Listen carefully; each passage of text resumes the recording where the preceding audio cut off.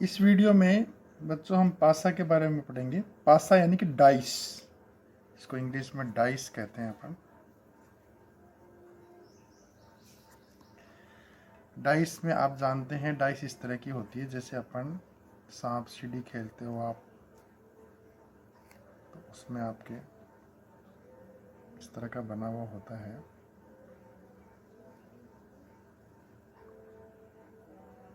ऐसा एक फिगर आपने देखा होगा, इस तरीके का होता है। 4, 5, 6 ये नंबर आगे दिखाई दे रहे हैं, पीछे भी नंबर होते हैं। इस तरह से इसमें कुल मिलाकर के 6 अंक होते हैं। देखिए आपको मैं इसका ऐसे डायग्राम बना के बताता हूँ। 1, 2, 3, 4 स्क्वायर शेप में होते हैं। देखिए मान लीजिए इसके अपन कुल 6 फलक होते हैं, इनकी 6 सरफेस आपको दिखाई देंगे जिसमें कि गिनती होती है, ठीक है ना। जैसे मान लीजिए 1, 2, 3, 4, 5 और 6 अंक होते हैं। जब उछालते हैं तो हमको 6 तरह के अंक दिखाई देते हैं। यानी यहाँ इस केस में, डाइस के केस में अपने पास अगर देखा जाए तो कुल परिणाम होते हैं कितने? 6। कुल परिणाम बराबर 6 होते हैं इसमें। अब इससे संबंधित बहुत सारे क्वेश्चन बन जाते हैं। जैसे उदाहरण के लिए सीधा अपन प्रश्न ही ले लेते हैं। तो पहला प्रश्न मैं लेता हूँ।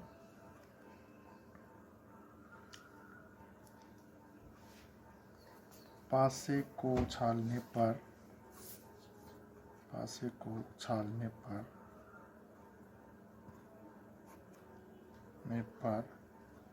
सम या स्लैश में ले लेते हैं विषम, कोई सी भी पूछ सकते हैं। सम या विषम संख्या आने की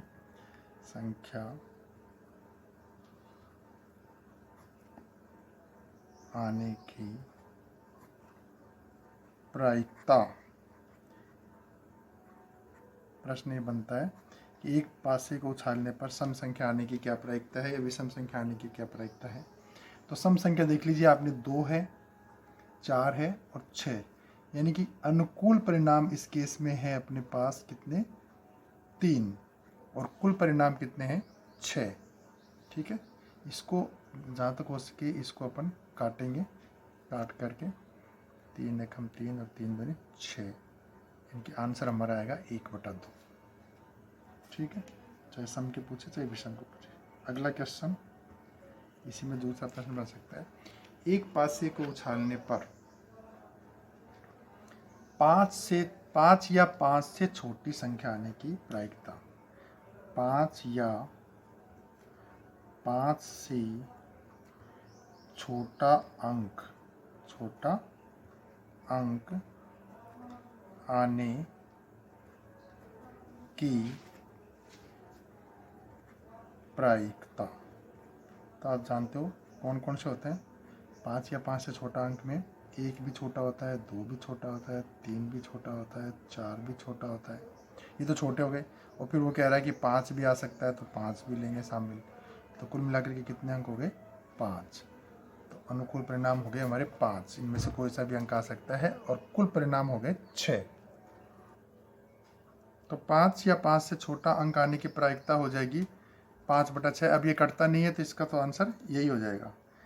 नेक्स्ट क्वेश्चन बन सकता है आपके, तीसरा क्वेश्चन मैं बना रहा हूँ कि किसी डाइस को उछालने पर, ठीक है ना,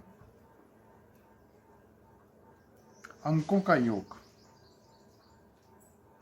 लो तो, लेकिन 2 डाइस के लिए हो जाएगा। चलो इसमें सिंपल में तो यही आ सकता है, और भी कोई प्रश्न ऐसा हो सकता है।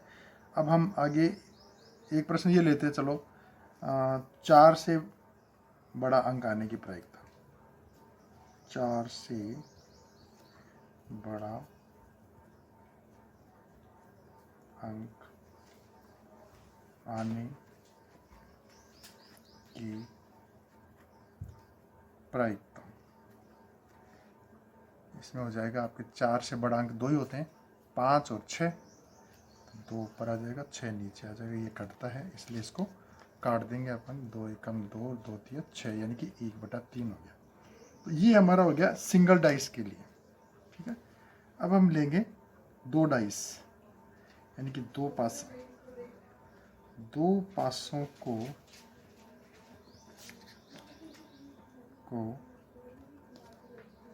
एक साथ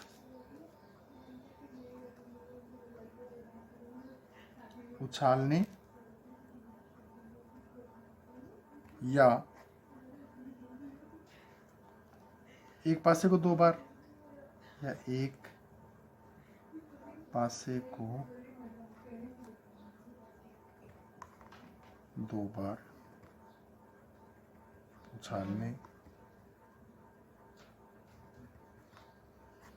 पर होने वाली घटनाएं। इसमें कौन कौन सी घटना हो सकती है, इसके लिए मैं आपको सजेस्ट करूंगा कि आप एक सारणी बना लें। उस सारणी से हमें पता लग जाएगा कि भी क्या क्या अंक आ सकते हैं। तो जैसे मान लीजिए मैं सारणी बना रहा हूँ, इसके लिए आपको भी बनानी आनी चाहिए। ये हमने ले लिया, ठीक है। इधर 1 2 3 4 5 6 आ सकते हैं। इधर दूसरी पर भी 1 2 3 4 5 और 6, ये संभावना हो सकती है। अब पहली संभावना ये हो सकती है कि ये पहली पर भी 1 और दूसरी पर भी 1, ये 1 1 आ गया। यहाँ पर लेंगे तो आप आ जाएगा पहली पर, इस पर 1 आ गया, इस पर 2 आ गया, ठीक है। फिर 1 आ गया, 3 आ गया, फिर 1 आ गया, 4 आ गया, 1 आ गया, 5 आ गया और 1 आ गया और 6 आ गया, ठीक है। अब ले लेंगे दूसरी का, 2 1 2 2 2 3 2 4 2 5 2 6 3 1 3 2 3 3 3 4 3 5 3 6 4 1 4 2 4 3 4 4 4 5 और 4 6 5 1 5 2 5 3 5 4 5 5 5 6, फिर लेंगे 6 1 6 2 6 3 6 4 6 5 और 6 6। ये इतनी संभावनाएं हो सकती है, यानी कुल परिणाम हो गए इसमें टोटल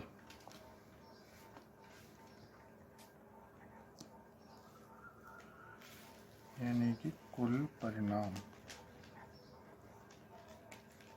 बनते हैं आपके 2 डाइस है, 2 डाइस है तो 6 की पावर 2 यानी कि 6 × 6 यानी कि टोटल परिणाम हो गए 36। फॉर्मूला वही चलेगा, जो भी डाइस ले रहे हैं तो डाइस में क्या आता है, कुल रिजल्ट होते हैं 6। तो 6 अगर आप 2 डाइस उठा रहे तो 6 की पावर 2 लगेगी, 6 की घात 2 लगेगी। सिक्के के केस में कुल परिणाम 2 होते थे तो 2 के ऊपर 2 की पावर लगती थी तो 4 हो जाते थे।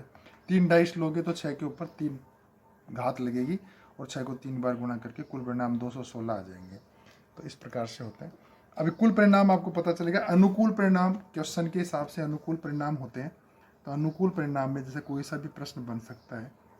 मान लीजिए पहला प्रश्न मैं लेता हूँ, प्रश्न नंबर 1, ठीक है। इसी के अंदर कि कुल अंकों का योग 2 डाइस उछालने पर कुल अंकों का योग, कुल अंकों का योग 9 आना आने की प्रायिकता, ठीक है। तो कुल अंकों का 9 कब कब आएगा देख लो। 9 4 और 5 9 होते हैं, 5 4 भी 9 होते हैं। तो अगर हम लेते हैं तो देखो ये लाइन आती है, इसमें ये लाइन आ रही है आपकी, इसको गौर से देखो आप। 6 और 3 9, 5 और 4 9, 4 और 5 9, 3 और 6 9। इसके अलावा कहीं पर भी आप लोगे तो देखो 9 नहीं आएगा, वो योग फिर स्कोर ही आया। तो कुल अंकों का योग, दोनों दो डाइस एक साथ उछाल दिया, एक डाइस को 2 बार उछाल दिया, और कुल अंकों का योग कितना आ रहा है 9। तो कुल परिणाम कितने अनुकूल परिणाम आ रहे हैं 1 2 3 और 4। तो ऊपर आएगा इसमें 4 और नीचे आएगा 36। काट देंगे, कटने पर 1/9। ये हमारा इसका हो गया। एक प्रश्न तो ये बन गया। सेकंड क्वेश्चन, कम से कम 1 5 आने की संभावना, ऐसा प्रश्न आया था एक बार बोर्ड में भी। कम से कम 1 बार 5 आने की संभावना, यानी कि जहाँ जहाँ आपको 5 दिखाई दे वो सभी लेने हैं। तो जैसे मान लीजिए मैंने ये ले लिया, इस लाइन में पूरी में 5 आएंगे। आप देखो, प्रश्न लिख देता हूँ, कम से कम 1 बार 5 आने की प्रायिकता। डाइस 2 ही उछाल रहे हैं अपन बराबर। तो इन सब में 1 बार 5 आ रहा है, किसी में 2 बार भी आ रहा है, 2 बार अभी चलेगा क्योंकि कम से कम 1 बार बोला है। इसके अलावा 5 इस लाइन में भी आएंगे। देखिए आप, ये जो लाइन आ रही है ऊपर से, इसमें भी 5 आ रहे हैं, तो ये भी लेंगे हम।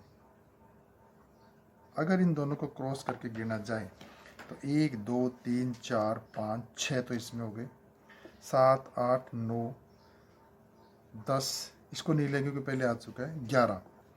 तो अपने पास कुल परिणाम हो गए, अनुकूल परिणाम 11, कुल परिणाम हो गए 36। ठीक है, अब एक रिवर्स क्वेश्चन बनाते हैं इसी में। रिवर्स क्वेश्चन है कि 1 बार भी 5 नहीं आने की प्रायिकता। 1 बार भी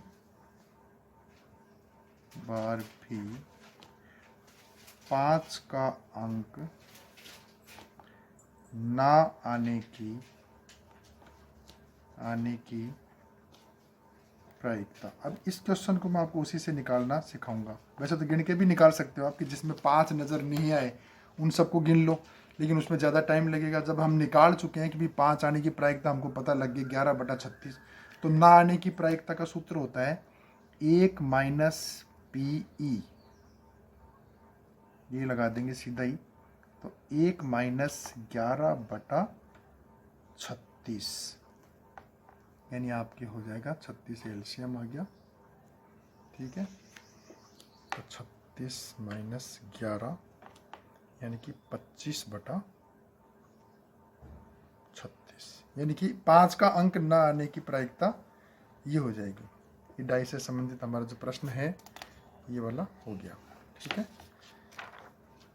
डाइस पर मेरे ख्याल में आपकी इससे अधिक कोई प्रश्न बोर्ड में अब तक आया नहीं है, इससे ज़्यादा यही प्रश्न आते हैं अधिकतर। अब अगला पॉइंट लेंगे हम, प्रायिकता में ही कंटिन्यूस चल रहा है। डाइस के बाद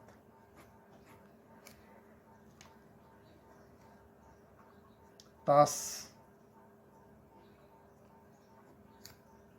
या इसको कहते हैं प्ले कार्ड्स। प्ले कार्ड से संबंधित प्रश्न लेंगे अब हम। ताश पर आधारित बहुत सारे प्रश्न आते हैं। ताश के बारे में पहले मैं आपको छोटी मोटी जानकारी दे देता हूँ। प्ले कार्ड्स जानकारी ले लो इसकी, क्या क्या होती है, आपने खेली भी होगी। ताश कितने पत्ते होते हैं? कुल पत्ते 52। कुल पत्ते 52। 2 जोकर को तो अलग निकाल दीजिए। जोकर के बारे में क्वेश्चन कभी कभी पूछा जाता है, लेकिन ये एक्सेप्शनल है। अगर उनको काउंट करते हैं तो फिर 54 हो जाते हैं, लेकिन कोई नहीं करते काउंट अपन। कुल पत्ते 52 हो गए। इसमें से आपके कुछ होते हैं फेस कार्ड और कुछ होते हैं फेस कार्ड वो होते हैं जिस पर फेस बना हुआ हो, यानी कि चेहरा बना हुआ था। जिससे गुलाम का चेहरा बना हुआ होता है, बेगम का चेहरा बना हुआ होता है, बादशाह का चेहरा बना हुआ था, और किसी पे चेहरा बना हुआ नहीं होता। यानी कि 4 4 होते हैं ये कलर कितने होते हैं इसमें, पहले कलर ले लेते हैं अपन। कलर कितने होते हैं, कलर 2 होते हैं, black and red. Mainly colour 2 ही होते हैं, लेकिन वैसे ताश के पत्तों में कलर 4 माने जाते हैं। ठीक है, 4 तरह के पत्ते होते हैं, यानी उसको भी अपन कलर ही बोलते हैं अपनी भाषा में। रंग की भाषा है तो सिर्फ 2 लिखेंगे कि लाल या काला, लेकिन वैसे कलर होते हैं। इसमें एक होता है पान, हुक्म, चिड़ी, ईंट। इंग्लिश में अलग नाम होते हैं इनके। पान के पत्ते भी 13 होते हैं, हुक्म के भी 13 होते हैं, चिड़ी के भी 13 होते हैं, ईंट के भी 13 होते हैं। इनकी डिज़ाइन भी बना देता हूँ मैं आपको। पान कैसी डिज़ाइन का होता है, पान इस तरह का बना हुआ होता है, ठीक है ये, और ये रेड कलर में होता है, रेड, लाल रंग, ठीक है। हुक्म ये भी ऐसा ही होता है, काले रंग का होता है, पत्ता ही होता है, बट कलर क्या होता है, ब्लैक होता है, यानी कि काला, पहचान में आ जाएगा। चिड़ी, चिड़ी इस तरीके की होती है,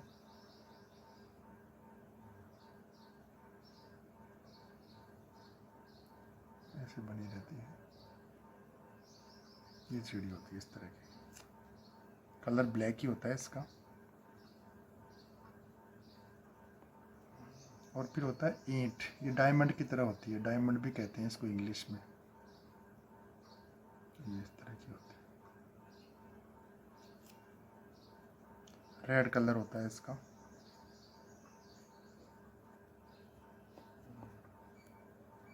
तो ये आपको पत्तों की पहचान, और आप चाहें तो कार्ड के पत्ते देख भी सकते हैं। इसके अलावा इसमें इक्का होते हैं, इक्के, चारों कलर में एक एक इक्का होता है, इसलिए कुल इक्के हो गए 4, यानी कि एक पान का इक्का, हुक्म का इक्का, चिड़ी का इक्का और ईंट का इक्का, इक्के 4 हो गए। बादशाह ये भी 4 होते हैं, बेगम ये भी 4 होती है, गुलाम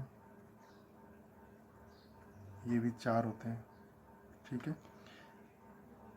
इनको अपन कहते हैं फेस कार्ड, फेस कार्ड,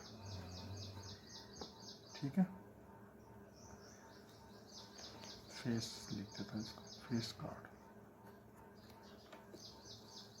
इसके अलावा काउंटिंग में होते हैं पत्ते, इक्का तो हो ही गया आपके, इक्के को एक ही मानते हैं अपन, दुग्गी, तिग्गी, छोगी, पंजी, 6, सत्ती, अट्ठी, नैली और दहली, बस फिर 11 से गुलाम शुरू हो जाते हैं, ये नंबर भी लिखे रहते हैं। तो इस तरह से मिला करके 52 पत्ते हो जाते हैं। अब फेस कार्ड से संबंधित क्वेश्चन, इससे रिलेटेड जो क्वेश्चन आते हैं आपके, ये आता है कि यादृच्छा हमने एक पत्ता खींचा, प्रश्न नंबर 1, यादृच्छा शब्द आता है, यादृच्छा, एक पत्ता ताश की गड्डी से खींचने पर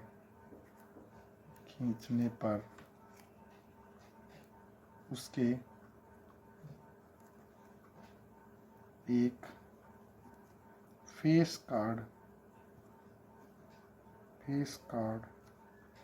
होने की प्रायिकता निकालिए। तो फेस कार्ड पे पहुंच जाइए सीधे। फेस कार्ड, कितने फेस कार्ड हैं अपने पास टोटल, 1 2 3, यानी इक्का तो फेस कार्ड नहीं है, सॉरी, यहाँ पर इक्के को रहने, इक्के को फेस कार्ड में काउंट नहीं करते अपन, फेस कार्ड यही रहेंगे केवल, 4 3 12, इनकी 12 फेस कार्ड हो गए। टोटल कितने हैं, 52, 12/52 काट देंगे इसको। 3/13, यानी फेस कार्ड आने की प्रायिकता होगी 3/13। नेक्स्ट क्वेश्चन, यादृच्छा एक पत्ता खींचने पर इक्का होने की संभावना का आने की प्रायिकता, इक्के कितने हैं? 4, कुल कितने हैं? 52, काट दो 1/13।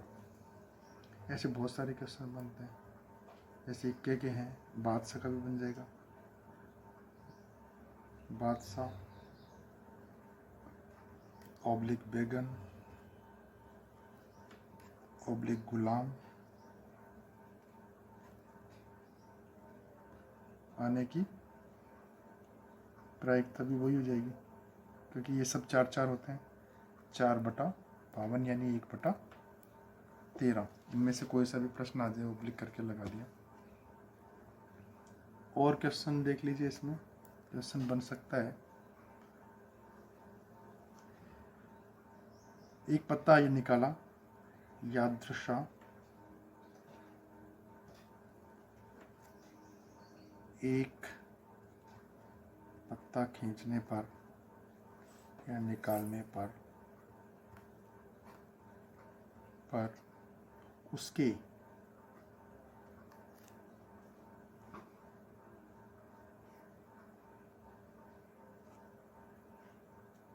लाल रंग का होने की प्रायिकता। अब केवल लाल रंग पूछ रहा है, तो आपको पता है कि लाल रंग किस किस का होता है? डायमंड का भी होता है और पान का भी होता है। 13 ये और 13 ये, 26 हो गए कुल मिलाकर। 26/52 आएगा, काट दो 1/2। ठीक है, लाल रंग की जगह अगर मान लो काले का भी पूछता है, वो काला रंग निकलने की प्रायिकता भी वही हो जाएगी 26/52 यानी 1/2। तो ये सेम टाइप के क्वेश्चन हो गए, इस तरह के क्वेश्चन इसमें बनते हैं। तो ये हमारे हो गए ताश से संबंधित प्रश्न है। इसके अलावा ताश से संबंधित कोई विशेष प्रश्न और नहीं आता है आपके। तो ताश का टॉपिक जो है यहीं पर हो गया आपका। अगले टॉपिक में हम देखेंगे जो इससे संबंधित शेष प्रश्न रह गए होंगे।